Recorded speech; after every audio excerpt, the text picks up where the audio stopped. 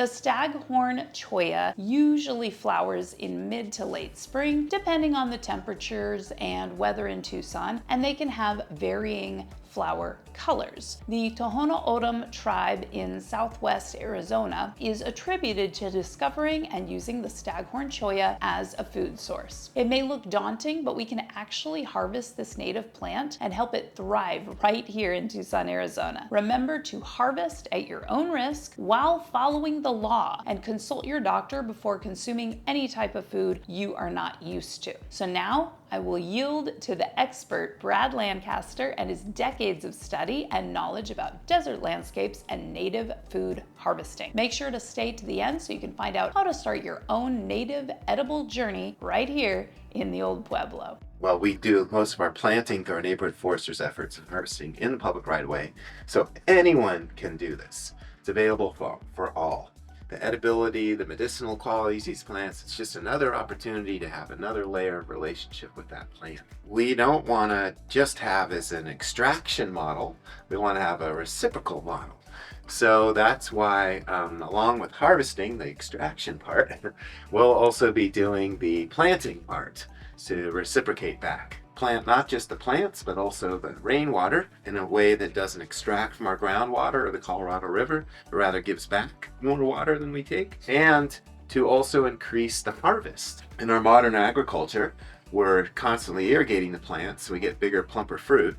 Well, we're trying to do that same thing, but with passively harvested rainwater and street runoff as opposed to pumped groundwater. This is our implementation table. Here's tweezers, because you guys are going to get some thorns, okay? And then here's duct tape, because you guys are going to get thorns in you. These are some choya buds that I cooked last night and then chilled in the fridge, and one of a volunteer cut these up. So I'm going to put these into here for some pico de gallo salsa. Okay, this one is with tomato. This one's with wolfberries. I don't find it to be a super flavorful food on its own, but it takes on flavors of other things really well. So this is really light on spice. I've got more jalapenos, and then we can also, these are not wolfberries. These are chiltepines. These are the wild chili, okay? So you'll have a very different experience eating that, okay? And now, why do we cook it? We cook it because there's a lot of oxalic acid in choya buds. If you eat too much, you're not gonna want to eat anymore. So when we boil it and then drain off the water, we remove the oxalic acid. And it's fully good to eat. You can do that other ways. You can also roast it, okay? The cooking process breaks down the oxalic acid. So I basically boil it for 20 minutes is plenty of time. Then you can just drain off the water. What we're gonna do with our harvested choya buds, you can do with any cactus flower bud. Okay, so all cactus fruit, and I mean cactus, not succulents, all cactus fruit is edible. Some just takes you places, but it's edible, okay? There is a rich history here of harvesting choya cactus flower buds for food. I have not found any written history of prickly pear cactus flower buds, but you can process and eat it exactly like you do choya buds. Right. Yeah, so if you're harvesting the flower buds, you're not going to get the fruit. Right. Fruit is so high value. I want that.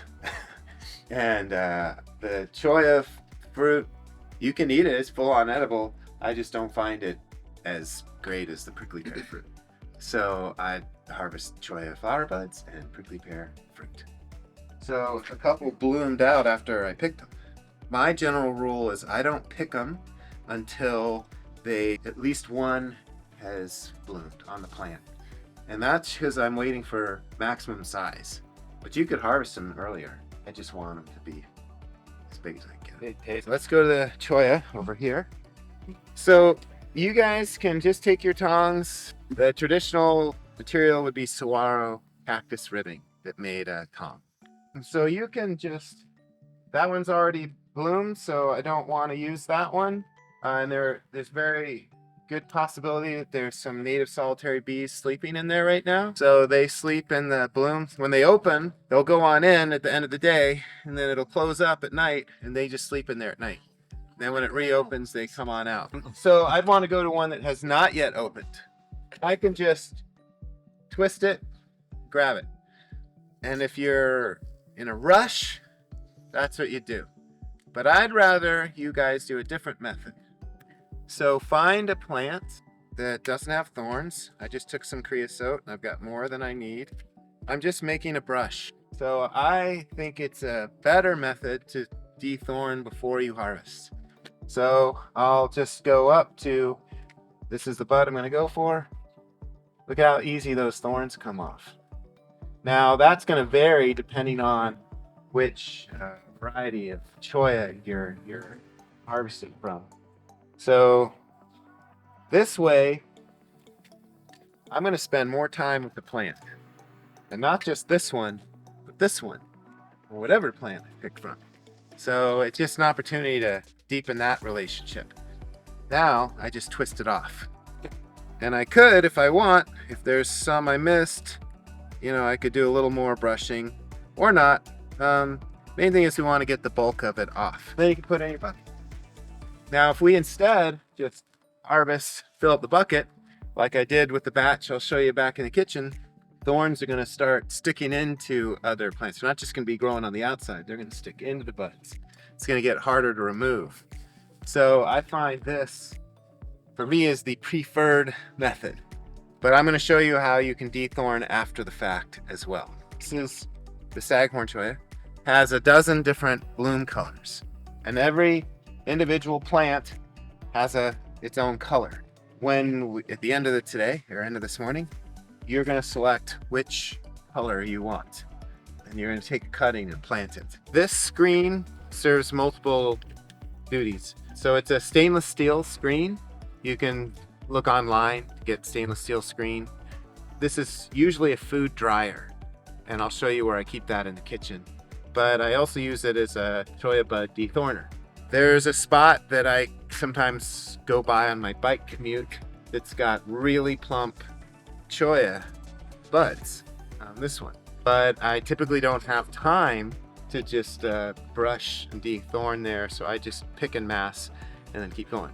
So you can just do this. And this is why this is here and not on the property. I don't want these in my feet. So why don't you guys just brush it, get that experience. I'm going to pass this around so you guys can check out the dried bud, and look how much smaller it is. It's like 25% the size of what we started. Yeah. Wow. Yeah. And they will go back to that size when you reconstitute them in water. Like soak them in water for an hour, then I can heat them up for an hour or two. Depends. I'll just throw it in whatever dish I want. Before I cook them, I'm doing a final inspection and I'm pulling off any thorns that I see. And for me, that's just better. Because if I'm instead trying to get every last thorn out before I put it in the jar, I go a little crazy. Because it's a lot that I'm dealing with. If I'm only dethorning what I'm going to cook right then, it's a small volume, I'm cool with it. Over here. I prioritize taking of cuttings of what is growing into the street. Oh, does anyone got tongs on them? I'm just going to grab it, and I'm going to cut it right at the joint. There's one. Dirt, just native soil, no amendments.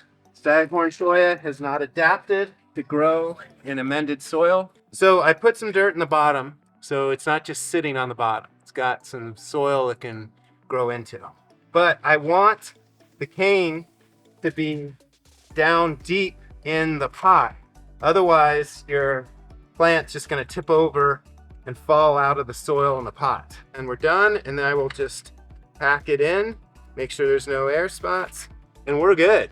The last step is then I take this and I put an X on what I want to be the south side from now on. That's going to happen less after you water it the first time. The soil will start to bind up. And then when I put it to wherever I'm going to leave these and water them and reroot till I transplant them, and make sure that X is facing south. Clear? That is super important, because then that's going to be your orientation from now on. And when you put this in the ground, after you transplant it out of the pot, make sure this part of the plant faces south. But Why is that important? it'll sunburn if you don't. Okay, that's facing south. So when I transplant it and this comes out of the pot, still know which part of the plant is supposed to face south.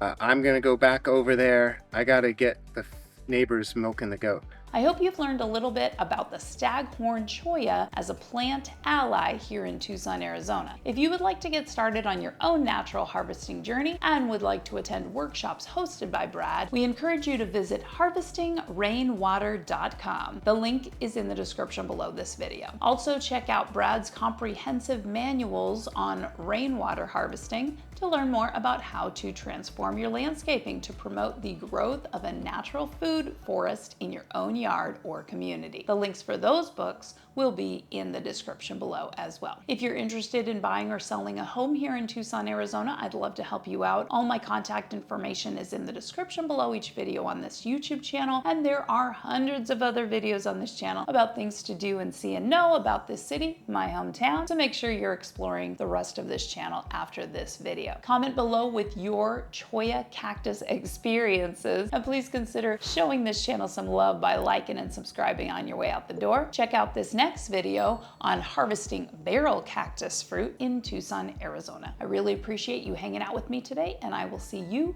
in the next Tucson video.